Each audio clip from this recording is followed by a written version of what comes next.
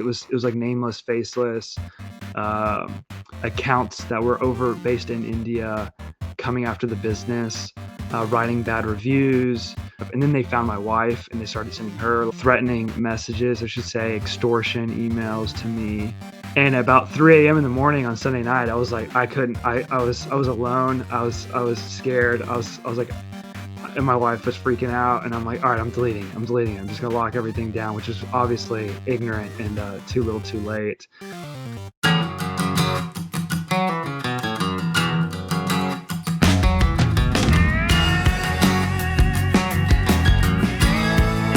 Welcome once again to the Conversations That Matter podcast. I'm your host, John Harris. We have with us a special guest today who has not been on the podcast before, but he is being talked about on the internet because there was a story just yesterday in The Blaze. It came out. The title of the story is Church Joins Persecution of Texas Business Owner Who Criticized H-1B Visas. And I have had the privilege of talking to Daniel Keene, who is at the center of this story. We've actually been talking, I don't know now, maybe for a few months, just sort of back and forth about this kind of a situation. And I'm really happy to see some coverage of this. And I'm going to let Daniel share his story since he's the focus of the article. So welcome to the podcast, Daniel. Thanks for coming on. Yeah, thanks for having me, John. I think this is going to be an encouraging story.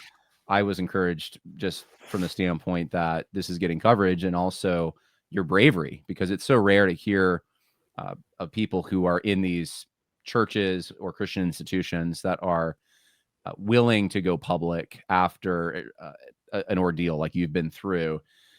And I think the purpose of that is to warn people, to let people know this is what the leadership is doing. And in this case, I'll let you talk about it, but it seems to me it's importing extra biblical things to discipline you, essentially.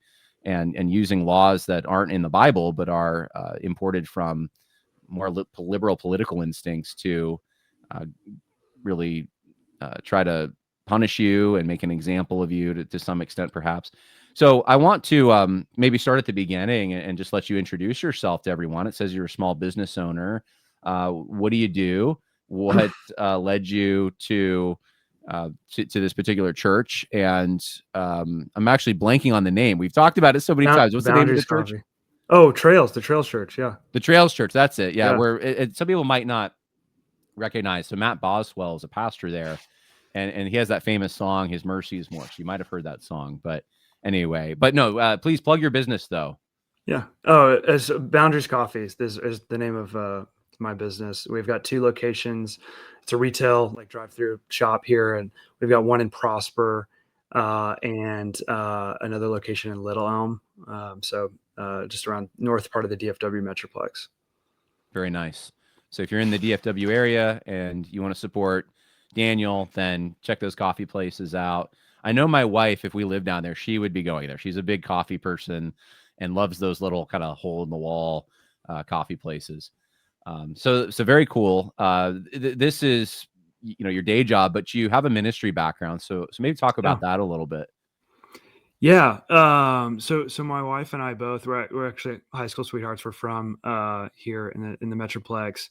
Went to the University of Arkansas, and after graduating there, I went on staff with Crew, which was formerly Campus Crusade for Christ. And I was a supported worker, essentially sharing the gospel with international students at the U of A. So if you're familiar with University of Arkansas, there's a very large international student population, most of that coming from the Fulbright Scholarship. Senator Fulbright, back in the 50s, post-World War II, put together a massive international scholarship. And so the U of A presented a good opportunity to share the gospel with people who came from closed countries or otherwise would be extremely hard to reach through missionaries. And so we had a good opportunity to share the gospel with them there and send them back as, Lord willing, as Christians in the faith, back to their country. But if not, at least as people who have an intellectual understanding of the gospel and potentially, hopefully, some fruit coming from that in the future. So, we loved it. We lived up there for 9 years. We moved back to open the business here and to be closer to family. And when we moved back, we actually sought out the Trails Church. We came from a 9 Marks church. We were familiar with Matt and his music, which we loved, and we were looking for a church that preached the gospel clearly, and we loved like the theologically rich songs. In DFW, that's kind of an anomaly. You've got a lot of non-denominational churches that maybe theological emphasis in their music is not a major concern. So we're excited. It lined up well to be at the Trails, as well as with the business where we need the business to be. And so we picked a place to live and met with Matt beforehand. Loved him. Really loved the town. And then when we came down, a couple months after that, we joined the church and got involved and loved it. To your point, like on the ministry background, like I'm a Southern seminary student online, and I was like heavily involved in the church as just a lay member, not even a deacon necessarily. I was leading Bible studies. We led I'd say like one of the larger community groups of the church. We had 16 couples. And then I was coordinating services as like for the welcome team. So greeting new members, getting them connected, all that stuff. And then running the coffee, of course. That was my job too. So Right. Yeah, that's important. yeah. So I do need to just sort of focus on this. I want to highlight it that because I think it's important. You were working with international students, preaching the gospel, and Yeah. sounds like discipling as well, so that they would go back to their countries and make a difference for the kingdom of God, which I so respect. It's sort of ironic, I suppose, that the charge against, well, what is the actual charge? Do they have a word? Is it just racism? What's the charge that they've leveled at you? Yeah, so I asked for it multiple times, like in writing, just so I could give a response. I was every time we left the meeting, left the meetings. I was a little confused at what exactly, because on one hand there would be, this is the charge. On the other hand, we'd spend so much time focused on some other elements of the discussion. But officially, it's racist, like race, not loving my neighbor through like a racial animosity towards Indians, as reflected by essentially my tone of my ex post and general approach. Well, I want to show that now, so people understand what you're talking about. This is the post, the video that you put on X.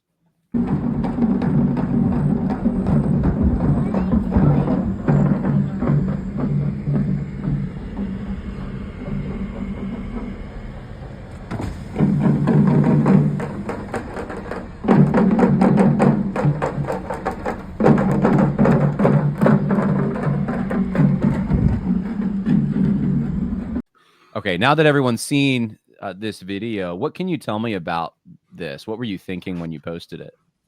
Yeah, like so the post and the video was not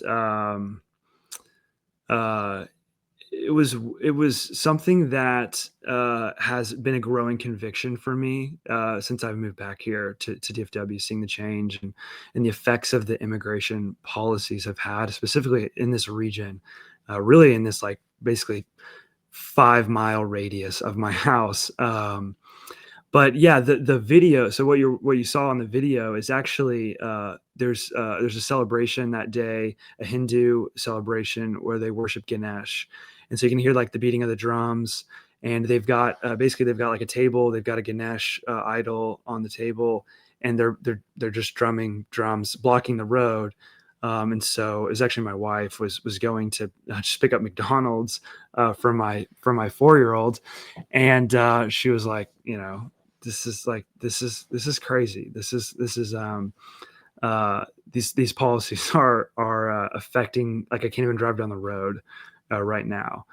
And so the post in the comment on the post was something like, typical view in my neighborhood outside Dallas. We have to end the H-1B visas now.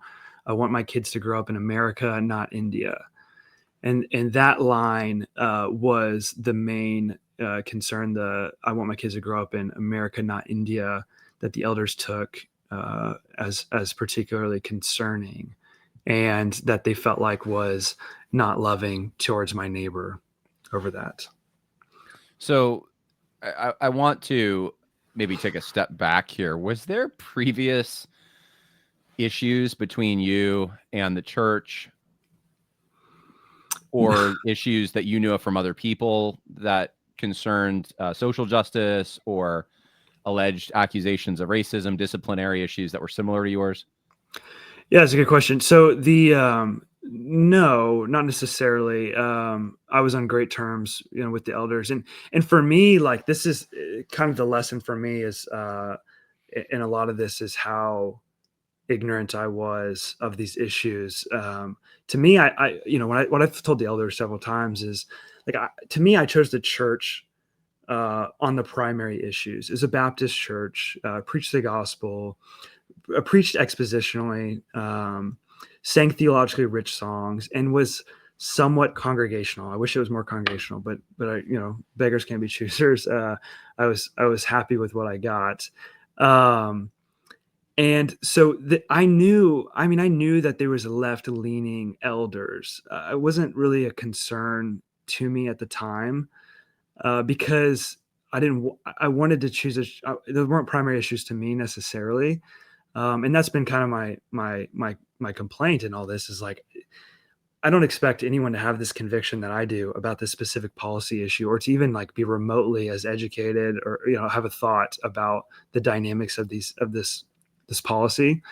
I just want to be a member of the church and be kind of left alone to have my view if I'd like to.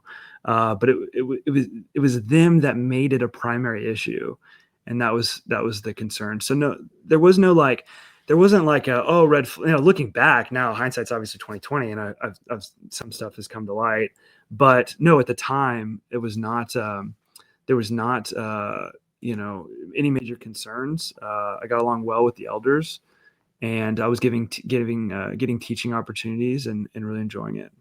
When did you join the Trails Church? It would have been like January of 2022. Okay, so this is after 2020. I don't know if you were aware of how they handled those issues. The only thing I was aware on that was that they continued to meet, and they were not the information I got about that when I came down here was that they took the church continuing to gather very seriously, and they weren't willing to like go online or anything, I think, ever. And I think that's part of the ecclesiology, it sounds like. Yeah. A good ecclesiology. On the racial stuff from 2020, were you not aware, or just they just wasn't aware? Yeah, wasn't aware. Yeah. So here's I suppose the question, and because I think there's people in similar situations that it really does hit them between the eyes, and they're just like, they weren't expecting it. And I do want to get into the actual issue and maybe the nuts and bolts of it, but before doing that, I think it's important to take away any lessons that you might have, that if you could talk to yourself back then, what would you tell yourself that were maybe red flags to look out for? Yeah. So, gosh, what a great question. There's a lot to take from that. The number one kind of lesson that I've kind of been laughing about is that, like, the old adage, it's like, you may not care about politics, but it cares about you. And it's like, this may not be an important issue to you, but it's going to be forced kind of on your plate. And so there's that. Unfortunately, you're going to be thrust into the issues of your day in God's sovereignty. Like, there's going to be challenges you have to face. You're not going to pick them out; they're going to come to you. So there's that. There's some red flags, like in preaching. I think, looking back on it, you want a church that is preaching addressing maybe sin directly, and not necessarily addressing every cultural like issue of the day. For me, I don't I don't know how you feel about that, but at least like naming sin. So thinking back on the issues, there's a lot of like discussion about sin broadly, or maybe we use the word sin, sin in the pulpit, which to me, from growing up at a non-denominational church, was a huge step up. But now realize that, but there wasn't teeth to like the sermon in confronting and dealing with like actual sin in the pews, right? It was just very like sin is this sort of like sort of out there and not something that's actually uh, amidst our surroundings and amidst the people in the church. So, Do you think the church was the style of the church, the way they ran church, was attempting to cater to perhaps we'll say the surrounding community, but in a way that bent the truth a little bit in order to do it, or massaged the truth of the Bible so that it would be more palatable? I'm yeah, trying I to mean, just yeah. yeah, go ahead. So like Matt, he's definitely like a Tim Keller disciple on his approach politically and like dealing with, and to me, like politics is basically just when we're dealing with like politics in the pew, you're really just dealing with the application of like the whole counsel of God to the life of the congregants, like outside the walls of the church, right, or something. Like Yeah, politics is ethics relational. applied, yeah. Yeah, it's Christian ethics sublime. Yeah. So, like I think that there's in the most charitable view possible, like there's definitely a major tendency to not take a stand on anything unless you absolutely like have to. Like it's maybe the approach is like unless it's in the passage, like it says it verbatim right there in the passage, like say dealing with like sexual morality or something, or even in idolatry, like there's a tendency to kind of water that down of like, well, we're all idols. So this was something I brought up to the elders in the meetings, was like, well, I really just like, as a Christian, as a father, I don't want my daughter like riding her bike around my neighborhood and like she's dodging idols like on the streets. That's not what I want from her for her Like life. actual idols, like Yeah, like literal. literal drum beating, like we're pouring milk on idols. Like I don't want that. They're doing Hindu pagan practices on the Yeah, street outside the house. Like that's I just wanted people to kind of um yeah. set I'm the not stage talking about here. medicine Buddha on the porch. Like, okay, that's one thing. Right. I'm talking about the streets blocked and there's a Ganesh sitting in the middle of the road.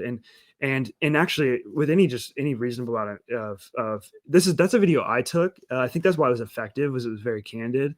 Or my wife took, and but it was very candid shot. She was just sending it to me. She didn't know I was going to post it.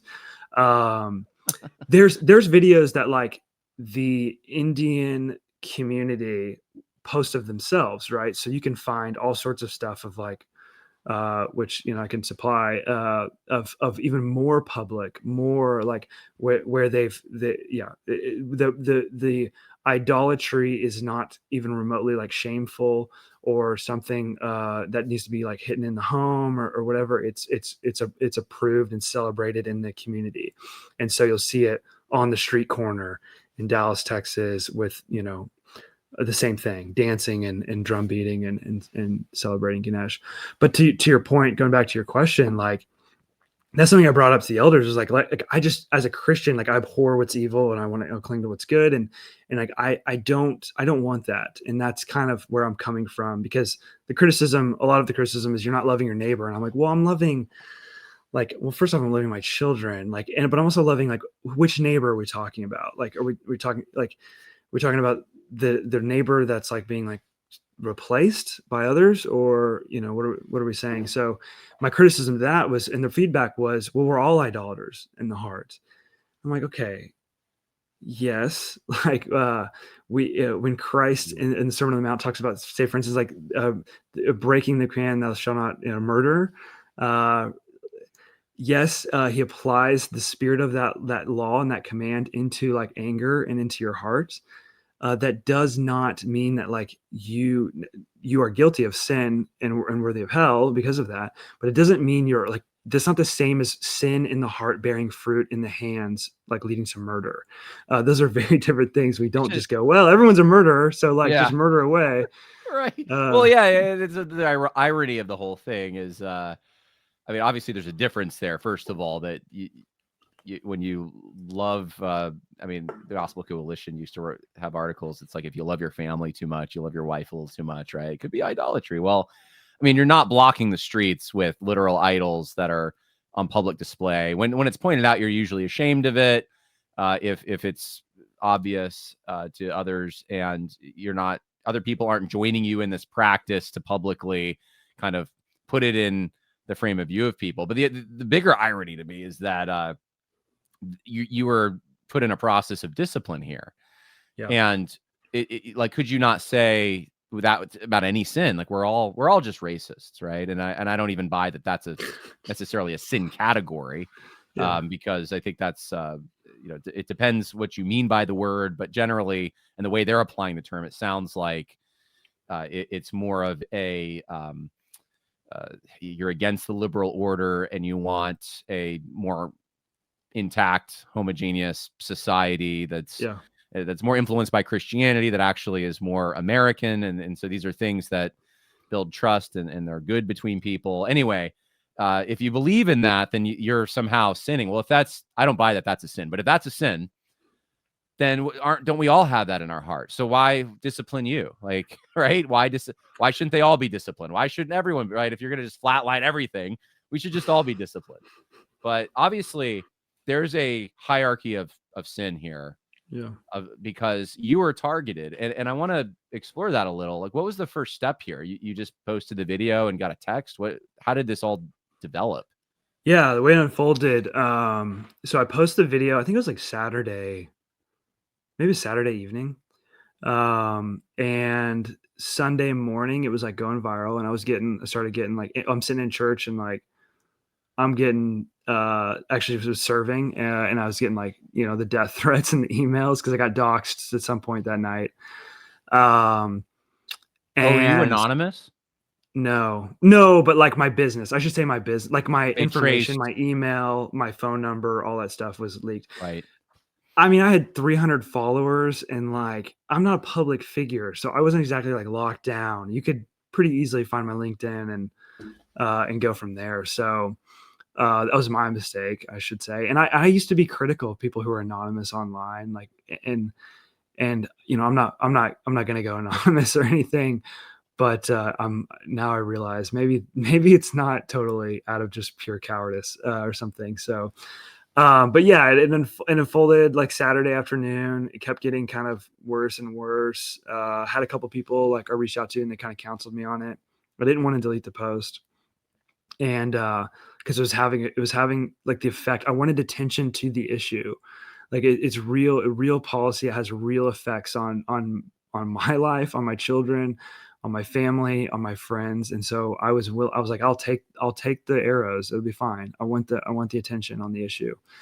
And then it was about Sunday night. That's when they started attacking the business. So people aren't familiar with the story. Like there was like basically an Indian bot attack. It was like nameless, faceless um, accounts that were based in India, coming after the business, writing bad reviews, Yelp reviews, Google reviews, sending messages, all that stuff. And then they found my wife, and they started sending her like,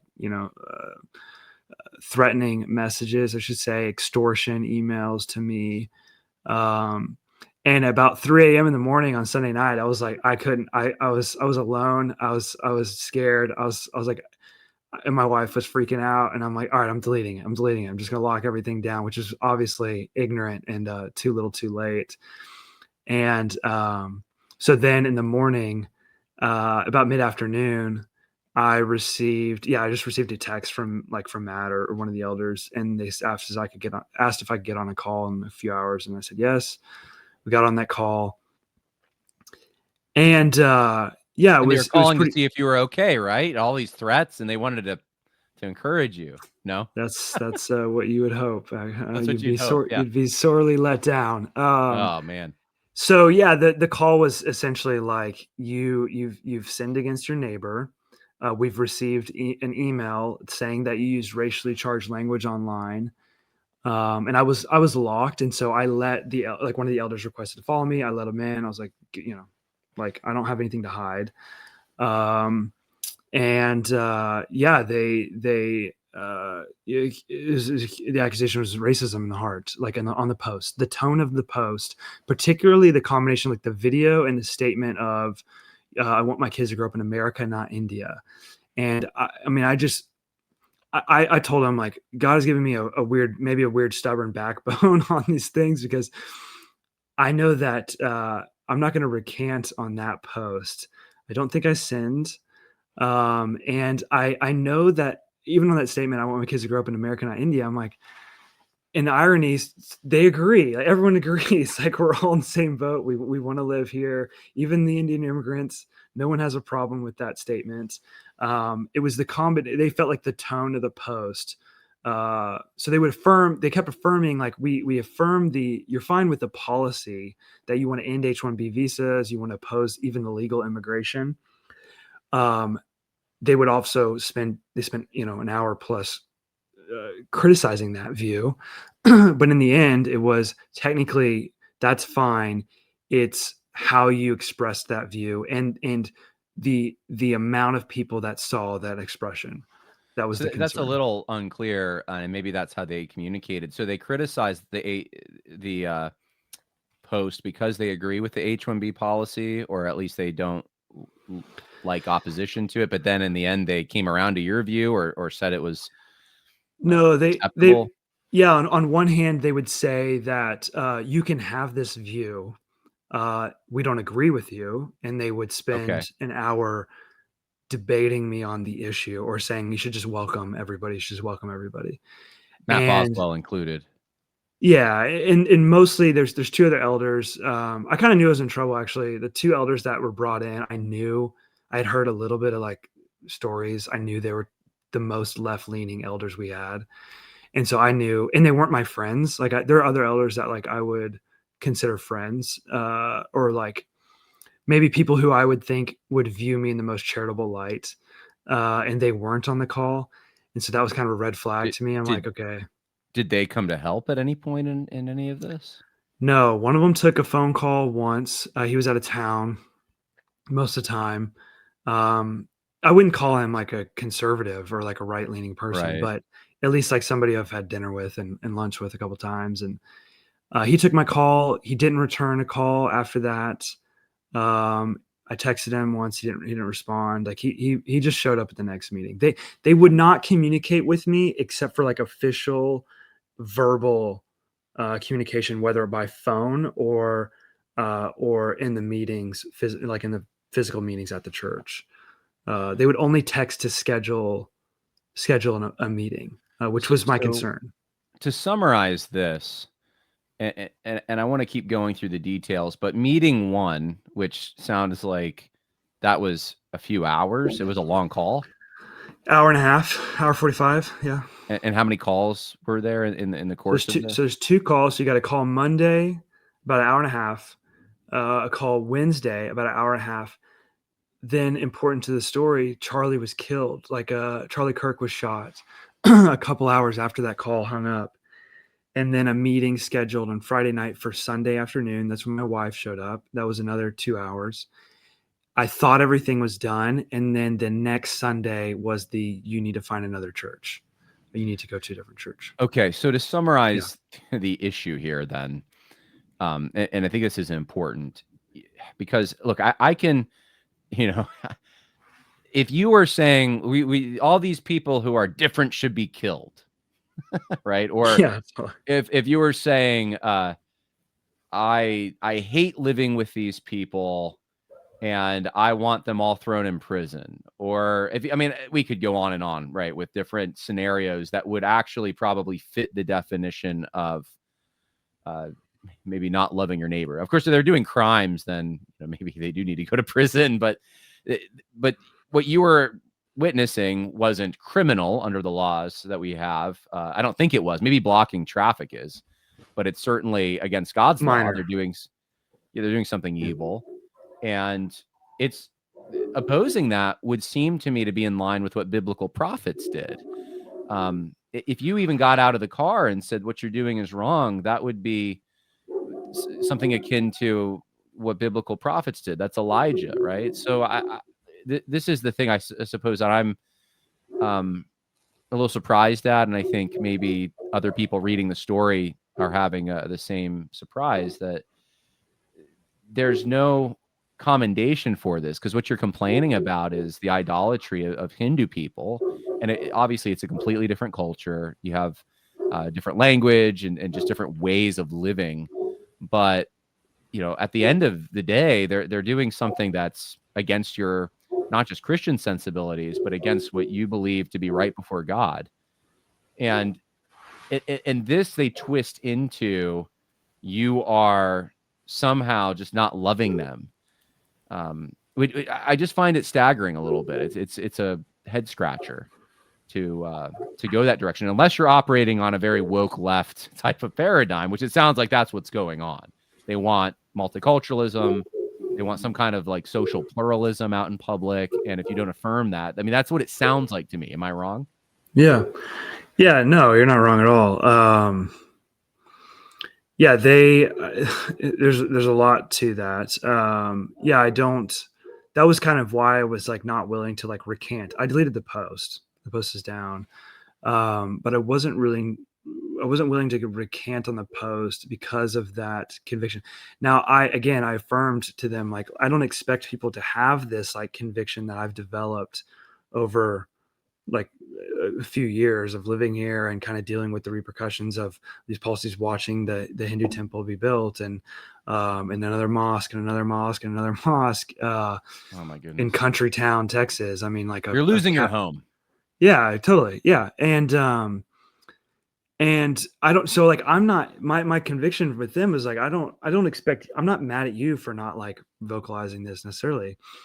I just want to be like, I don't want to be charged with sin for saying this publicly. I don't think I'm not to your point. Like, I think actually, I would say I am loving them. I'm definitely loving the other members of the church who have voiced to me like frustration and pain and suffering because of the policies, even just on an economic level. And so I think it would be, to me, I'm like, I told them, like, I'm driven by a love of like literally naming members of the church who have been negatively hit by these policies. I'm driven by an affection for them. And and you can argue, like, obviously an affection for the Hindu neighbors who are, to your point, are worshiping an idol and need to be called to repentance and to faith in Christ. And yeah, I mean, I guess you could argue, like, I could go up there physically and do that too.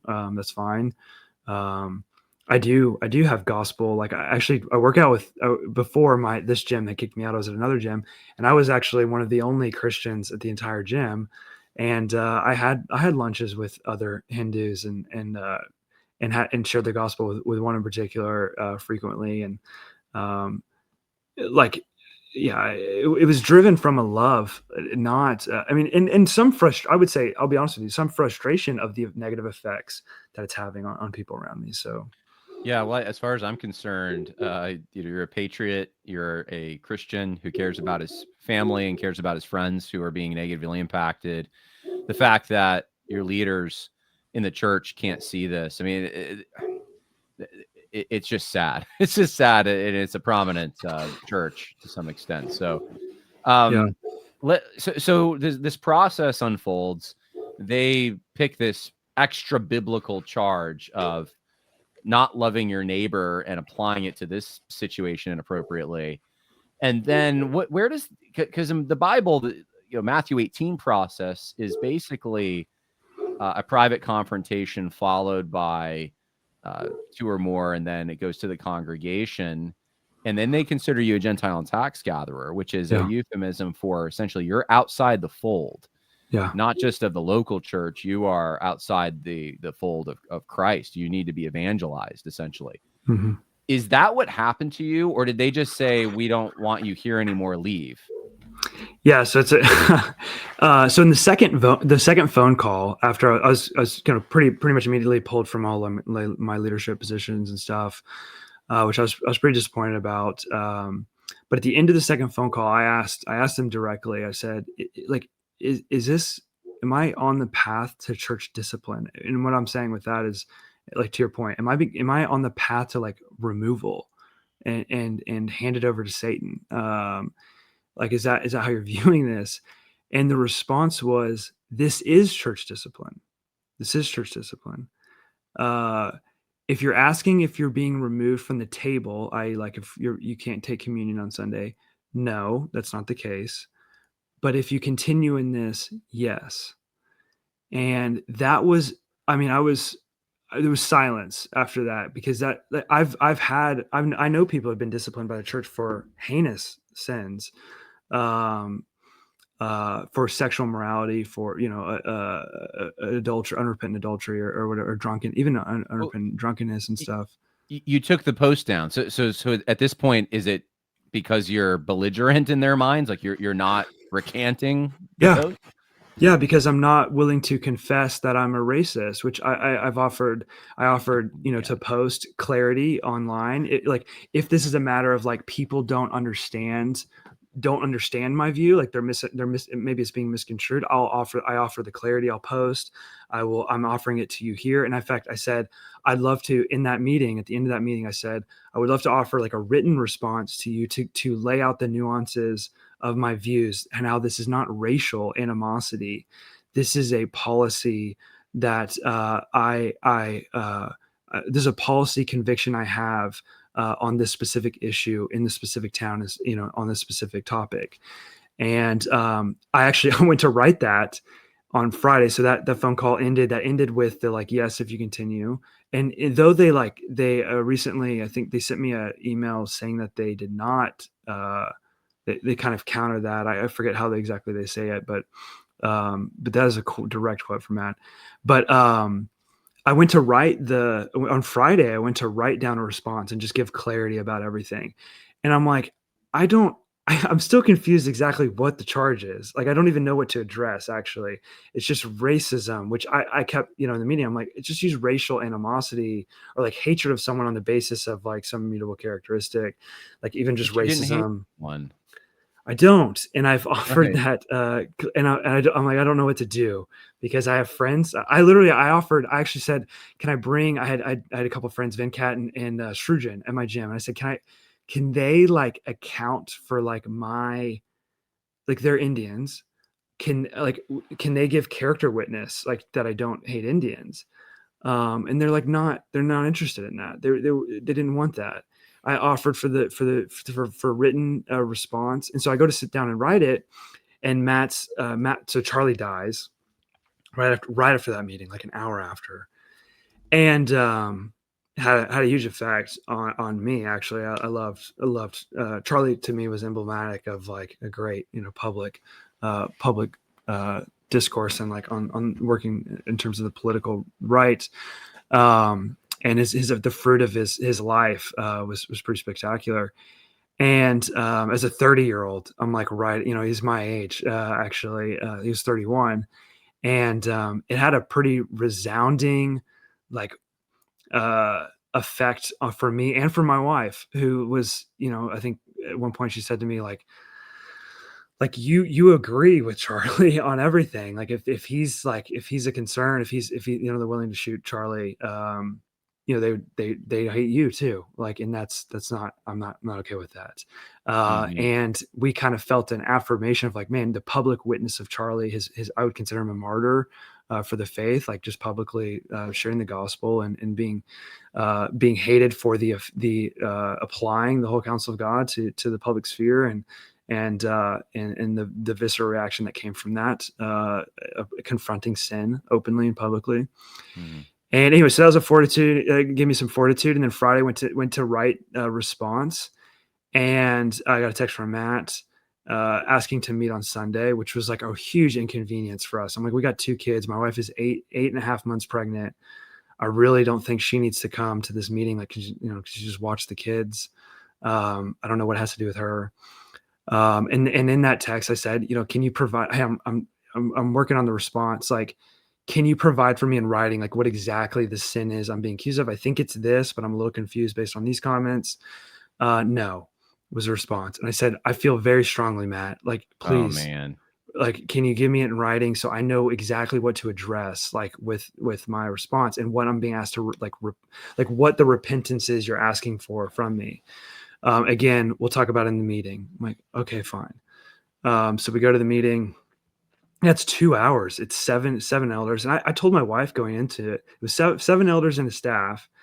I told my wife going into it, I said, the only reason you're coming is because they're going to try to emotionally peel you off and like get you they're trying to win you over on the emotional argument to convince me to change my mind.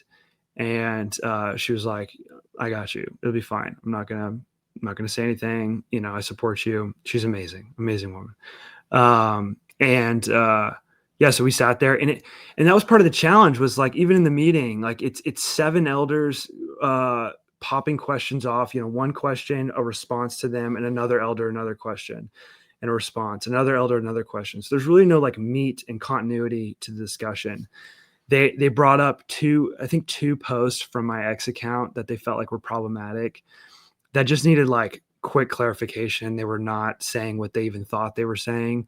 They just were being read in the worst possible light. And I offered, I was like, oh, I'll just delete them. Like, I don't feel strongly about any of that stuff. One of them was about the diversity, to your point. It was like, you know, I think that the comment was something like, this is the one to spend the most time on was, it's amazing what a little diversity can do to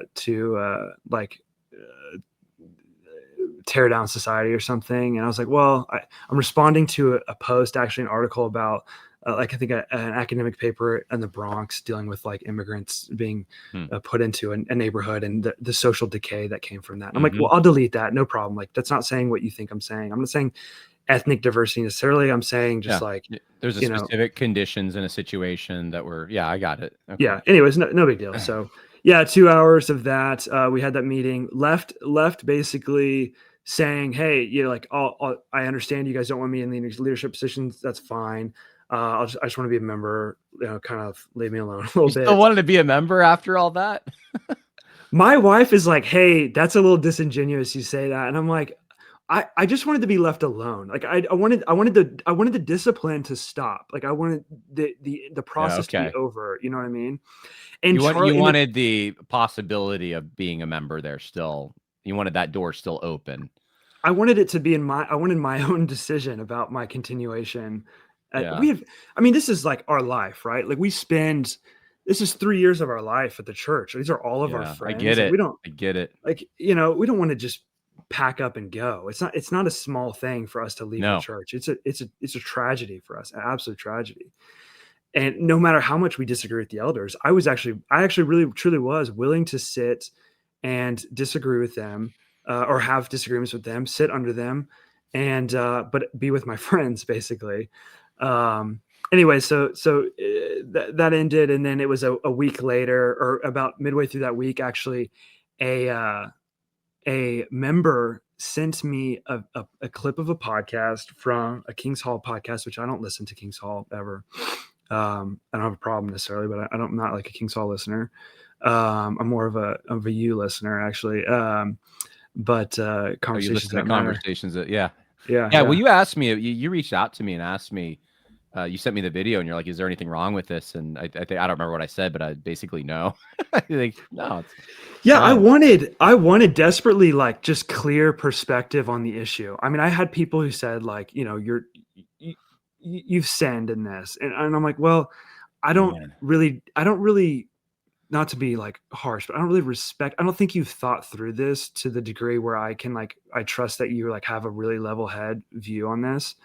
And so that was why I reached out to you. Yeah. I was like, well, I think John's like got a great, you know, disposition, and level headed and has thought through these issues and shares kind of my convictions on some stuff. And so that's why I reached out to you. If you told me, hey dude, I think it was a nasty post and I think you should take it down, I honestly would have said, okay, cool. Like I'll maybe I've gone too far or something. I've gone off the rails. So the only thing I can think is if there was a situation, like if you were trying to reach a community and you posted something like that and it was, then used against you. So it became kind of a barrier, even though what you're saying is true and you have the right Yeah. motivation. I could see someone reaching out to say, on a scale of wisdom and foolishness, this is not a wise thing to do. Why don't you delete it so that you will gain more of a hearing or something like that? I mean, I'm stretching myself to try to even like get in that mindset, because I'm very much like in agreement that, I mean, you even see in the Old Testament the policies to try to integrate those who are strangers and aliens, or to at least make a separation. Um, you don't want your land overrun. That's kind of like what happens in Samaria, and it's not good. It's not. It's a judgment when that kind of thing happens, when the foreigner rules over you. And so, uh, I think what you said about loving your neighbors is absolutely true. You were trying to actually obey, um, in a small way, perhaps with the video, not knowing it would go viral, but you're trying to obey that uh, command to love your neighbor by seeking to raise awareness. And if it would get to someone who's a civil magistrate who has some kind of authority over this issue, maybe they could change the policy. That's what I hear you saying, and that's what I think is a standard and very rational, normal Christian response to seeing your society and your home decay in front of you. I mean, this is your home. You can't really overstate that. It's put on a smaller level. If people just came in your home, it's not that you kick them out, or you don't even have the authority to do that in this. But if you just said like, we're It's over time for you to go home. capacity. Yeah, it's time for you to go home. I love you, but you need to go back to your home, or if there's too many of you, I can't hold this many in my house. Right? Like, is that somehow sinful? Is that showing animus, or you don't do that in my house? I use that exact example. Did you really? And they didn't? Yeah. Yeah. I was Okay. like, this is like, we're called to, you should obviously show hospitality, especially to those of the household of faith.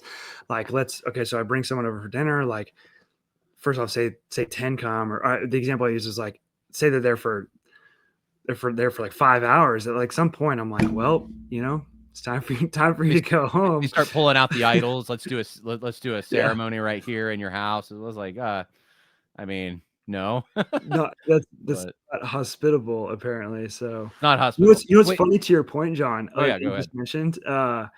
So in the middle of all this, so Charlie dies on Friday. So a week goes by. So that's the third meeting is what I mentioned with my wife and at the church for a couple hours. On the Friday, I think it was that Friday. Yeah, I think it was that Friday.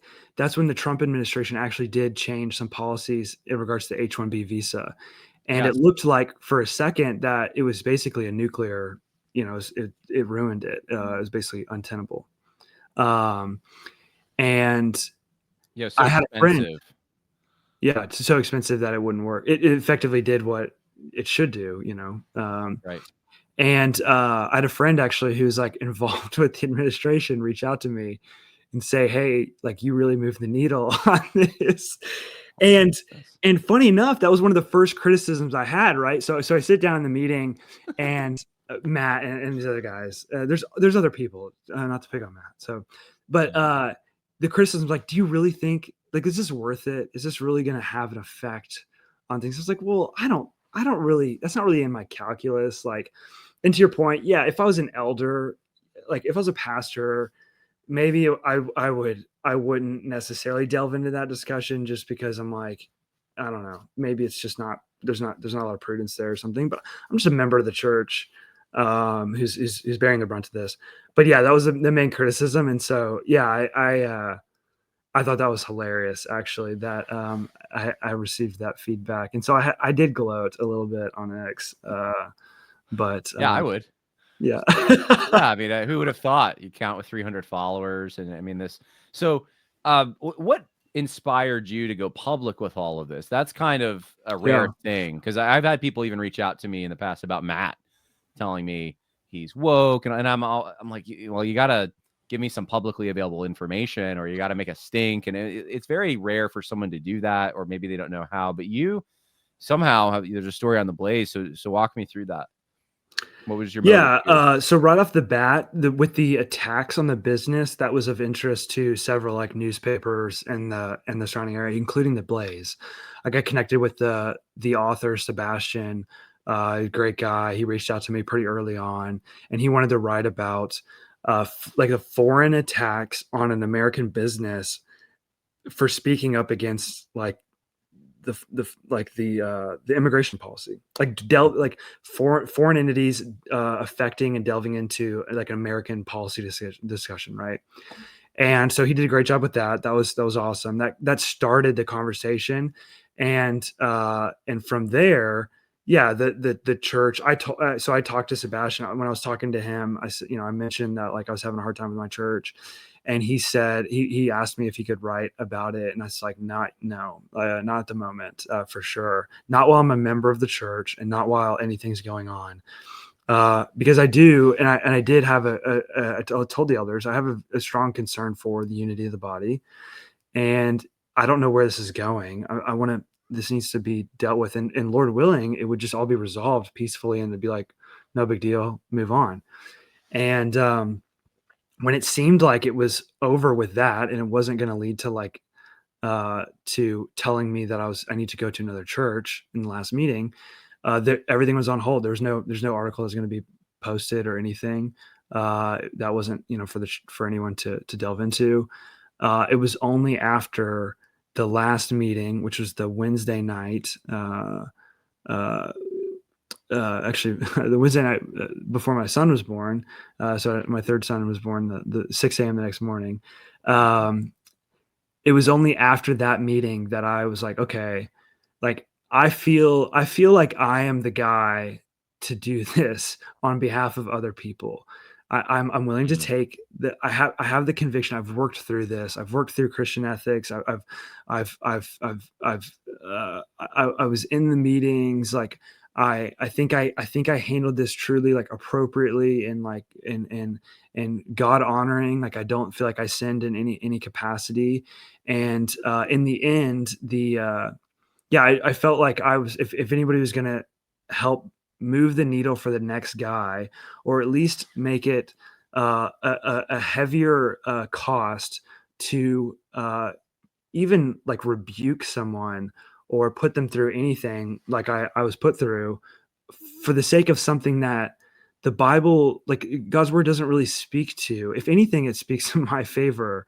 Um, and Mhm. and and then you've got the neglect of like obviously like the kind of the weightier matters of the law. You've got the 10 commandments, that are we've got sin in the church, Mhm. that and in their words, the elders' words, they have not spent this is something they've spent the most time on of any issue in the church. And I was like, well, that's concerning, like because there's Ever? other issues. There's other Wow. issues in the church. We got like any church does, but we have sin, and that needs to be dealt with. Right. We have too much on our hands to be creating sin, like creating sins, or applying sin of the like in the world's eyes to the body. Mhm. And so yeah, so I reached out to Sebastian, and he was super faithful to the story. Like I really did not want to. I mean, frankly, like he held back on a lot of like some of the more um, critical elements of facts of the case. I think we painted. I think like I didn't participate at all in writing the article. Obviously, Sebastian, I think I painted by my interview the elders in the best possible light of the facts. I think he did a good job. It was faithful to do that. And of course, now the accusation is like I'm sowing division, and I've caused so much harm to the church. And I'm like, Well, I, we never really got to the point. Was it that Sunday night when your wife was in the meeting where they asked you to find another church? no. So that's Sunday night. And then Wednesday night, actually the Okay. following week, uh, after I posted a question. So things kind of seemed resolved. Then I mentioned before, and probably got sidetracked, but a member sent me a King's Hall podcast clip that it directly, like it was on the H-1B visa issue, and it had a line in there that said something like, what would get you in more trouble at your church, like saying something that was like perceived as racist, or maybe like heterodoxy on like say the Trinity. And if you err on the Trinity, oh, he's a work in progress, like let's work with them, all these things, right? On these primary issues. But if he touches anything that's deemed as racist, if he's perceived by as racist by the world, then this is like, we need to get rid of him like right now. This is like we need, and actually the quote was, we need to have a meeting with the elders and their wives, which is, it was literally my case. It was your and case. and I wanted to like, I was done. I was, and from my understanding, I was kind of out of the like the weeds on the disciplinary issue, but I was not, and I wasn't willing to say, hey, my elders did this to me, like, whatever the deal was, because I was still a member of the church. But I did want to present to the elders like what I feel like is the underlying issue of the at hand, which was, to your point, like we are putting emphasis and we treat heavily the sins of the world, and where there's tons of Christian liberty, I think, in terms of the application of God's word, Mm-hmm. but where there's clarity about clear commands of God and objective sins that are occurring, we think that's not a big deal, and we just need to like work with people, and we would never like send them through discipline or Respectable removal. sins. Yeah. So, what position did you have in the church? Because I'm trying to figure out why they decided to spend more time on this than other issues. So no official position. I led a community group. I was one of maybe like 12 community group leaders, but a larger community group. I coordinated the services as far as like with the welcome team, so hospitality stuff, It's pretty and big. then yeah, it was one of four, like of the guys that did that. I read scripture every now and then, and I would say I was probably one of the more involved lay members at the church. Maybe there's a couple people who also would kind of be, and then led Bible studies and all that stuff. So It sounds I like was involved. you're on Yeah. a ministry path, though, right? Yeah, it was. I had expressed to the elders like, I want to be a pastor. I want to be an elder. I'd love to be a Mm. lay elder of a church. I kind of realized that was never going to happen. I fully expected that if that was a discussion for me at this church, I was going to tell them, I don't think you want me to be a pastor. I think you don't understand how like the disagreement that I'm going to have as far as like some of these issues. I just was willing to like, Yeah. I don't think you like, because again, to my point, to their point, I guess in the meetings, I wasn't bringing like political discussions constantly into the pews and into my community group and all these things, right? Like I respected the elders enough to like where they weren't, can have conviction on the things they didn't have conviction on. I wasn't willing to like make the church have convictions on. I was willing to kind of put aside a lot of political issues for the sake of just like unity of the body and stuff. Now I look back on that and I obviously have learned my lesson, but I think you're like yeah. a lot of people who just, I mean, normal, average, decent, everyday guys. I don't mean average in a bad sense. Like you're above average in like your bravery and so forth. But I mean, you're just like wanting to more or less be left alone and live your life and run your business and pursue ministry. And it's sort of like a moment comes where, and you had it with just your community where it's like, I've lost my neighborhood. I've just lost, or I'm in the Yeah. process of losing. And people who normally don't get that politically animated become politically animated because it's a natural instinct to protect your Yeah. own. You feel violated. And I would feel very violated if I drove through my neighborhood and I saw a display like that, I think, and not having seen that before, wanting to prevent that from coming to my neighborhood, it would be sort of dystopian. I'd want probably comfort and direction from my pastor and how best to challenge that. Not, it would be very discouraging to have what happened to you happen. So the story ends with a good ending, kind of, right? So even though you get kicked out of your gym, and I don't know if you've had other like altercations in public of people recognizing you. I'm assuming not, but Only positively. No, only nobody hostile. positively. Yeah. Have you have you had a good place to land? Are you at another church now? Do you have another So gym? Like, unfortunately, no. So like the way that it kind of resolved, or the way it kind of culminated was that last meeting, brought into both the elders, and was told that I'm not, obviously not submitting to the elders. I need to go to another church. We need to protect the flock. You need to go. Uh, you're not welcome. In as many different ways you can say you need, leave. So there was no. I really wanted to. So technically, our bylaws require like a vote. A vote of the elders would be discipline, like the removal. You actually don't bring them in front of the church, which is unfortunate. I think as a congregationalist, like you need to bring them up to the church. You need to vote for them, but whatever. As Paul lays out in 1 Corinthians, dealing with the man who sleeps with his father's wife. But so there wasn't necessarily a vote there. I should have kind of called for it. I was pretty nervous, pretty scared as you're like tooting my horn of like how brave I am. I'm like, oh man, I was like sweating. Well, you got 7 elders there questioning you. I mean, I think any of us would feel intimidated by that. Very, very intimidated.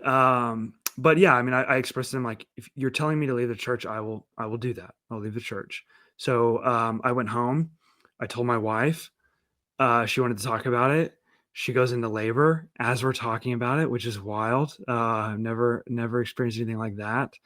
Our son's born at 6 a.m. in the morning, which is a delight. It was amazing. And what we wanted to do with the church was we wanted to just remain on the rolls, not given over like to the world, like not released into the world. We wanted to be released to the hands of another church as our covenant requires. We're on the lookout for another church, but also we just had a baby, so we missed that Sunday, and it's going to take some time and finding a church that would receive us. We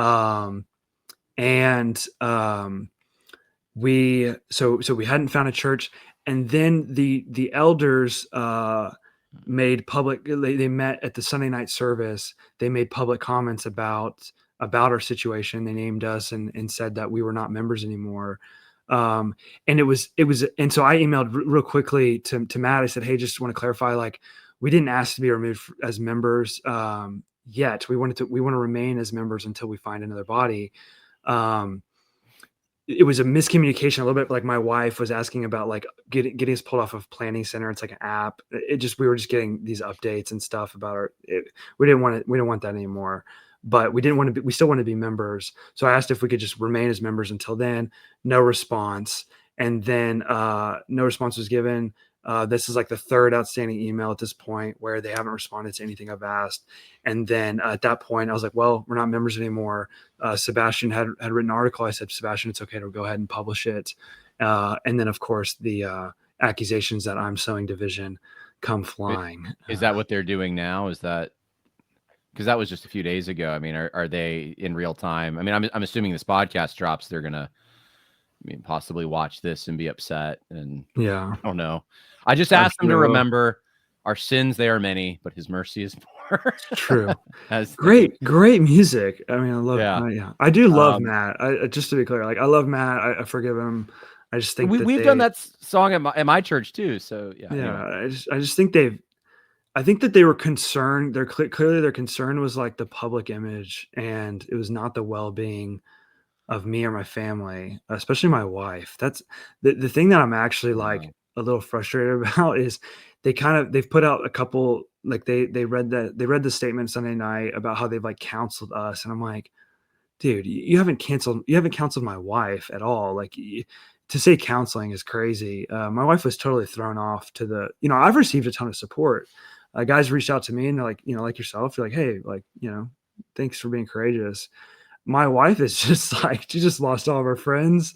She's like nursing a baby and she's just being left, off to the side, which is extremely, disappointing and sad. And then being asked to come in to the last meeting. And I'm like, she's due on Friday. We have a meeting. They want her to come in on a meeting on Wednesday. I'm like, she's not coming. I'm not going to have her come.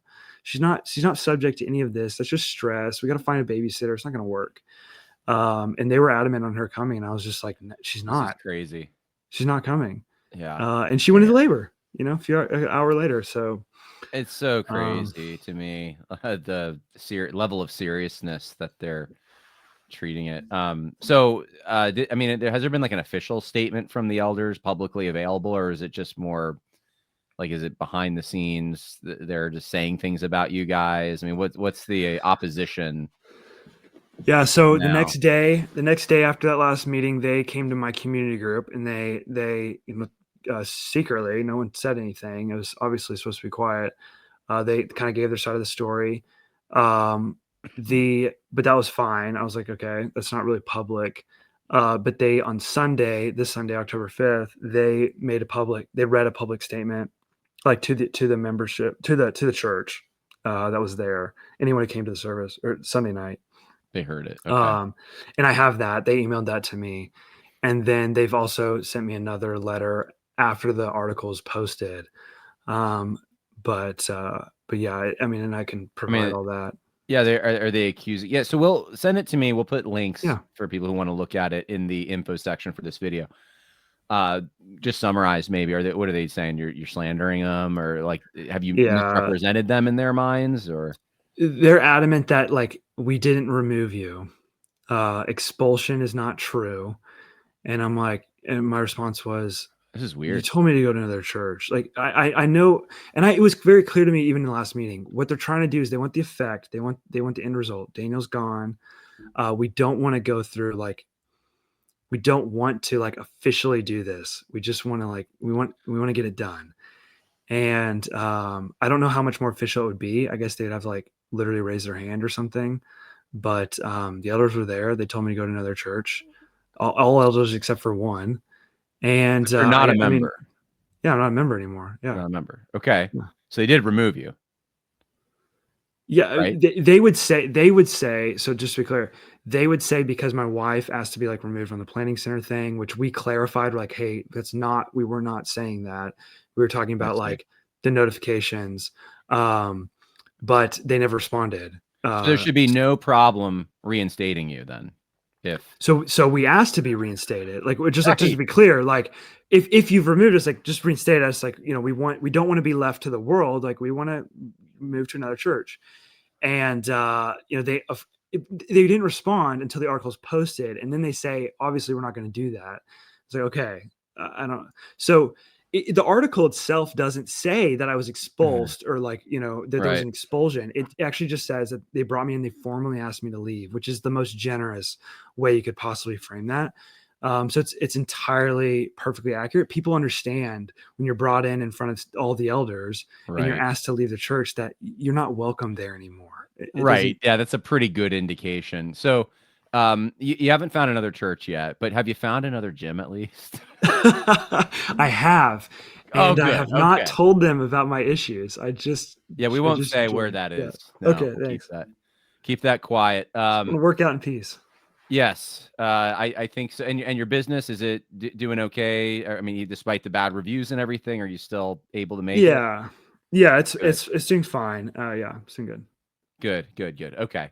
So the prayer then out there for those listening, I think, is that you and your wife and your new baby. How many children do you have? Now 3.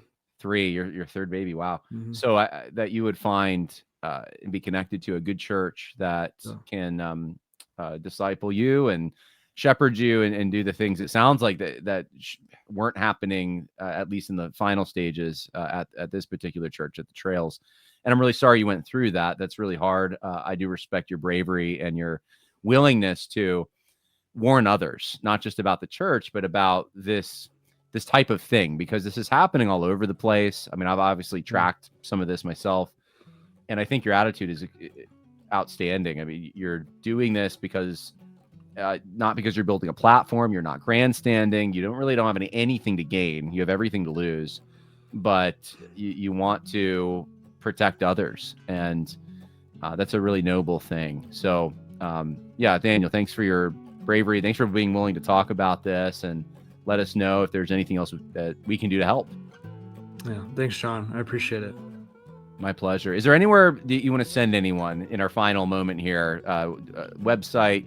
I don't know if you have a give send go or I've got nothing. Your Twitter account. Plug. No, yeah, just my Twitter account, I guess. If you want to update, I'll probably, if there's like a public statement from the elders, I'll just respond publicly. And what's the handle for people to go? DJ Keene 1, Keene, Daniel Keene, Keene. Okay, DJ Keene 1.